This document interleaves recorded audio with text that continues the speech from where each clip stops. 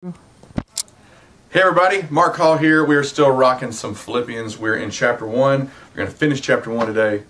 It seems like only yesterday or a week ago that we started. Verse 27, two big good little moments we're going to chew on here in this section. We're going to look at 27 through 30. So go ahead and pause. My challenge is don't just sit here and listen to it or watch it. You need to get in your Bible, underline some things, make some notes. So find your Bible. Wasn't even a good whistle sigh. Alright, verse 27.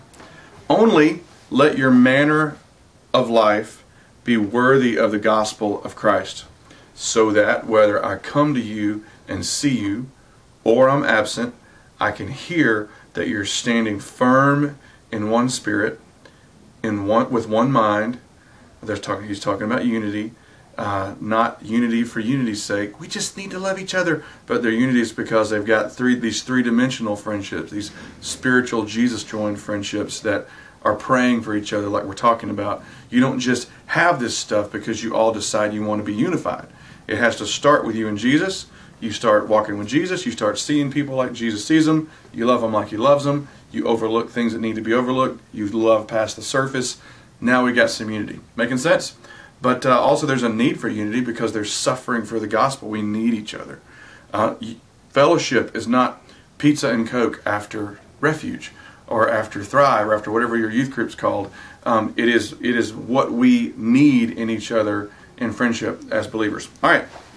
Only let your manner of life be worthy of the gospel, so that whether I come and see you or I'm absent, I can hear that you're standing firm in one spirit, with one mind, striving side by side for the faith of the gospel. Good line to think about and read through. Just pause the video anytime. Just read these verses again. And I don't want you to be frightened in anything by your opponents. This is a clear sign to them of their destruction. The way you handle yourself, that you know what you believe, you're unified together, you're not getting distracted, you're staying together. It shows them that there's something in you that's not in them. It's not because you're debating them and you're telling them they're bad people and you're good people. When they see that you're unified by something deeper than we got the same jersey on, but this is a Jesus unity, they see that they don't have that. Make sense? So now they kind of understand that they don't have it, and they see their destruction. Also says, but they also see your salvation and that that's from God. Okay. Second big nugget here is, for it's been granted to you that for the sake of Christ, that you should not only believe in Him, but you should also suffer for His sake. Engaged in some of the same conflict that you saw that I had, and now hear that I still have. Now, that's a lot of things, so if I were you, start the video over and watch it up to now one more time and just walk through some of those things before we look at two big nuggets in here, okay? First one is this. Only let the manner of your life be worthy of the gospel. How can your manner of life be worthy of the gospel?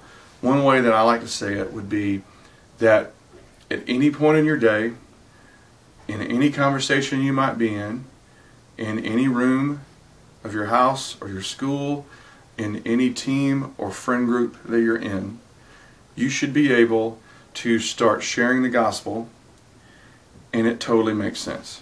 Totally fit, not be out of place.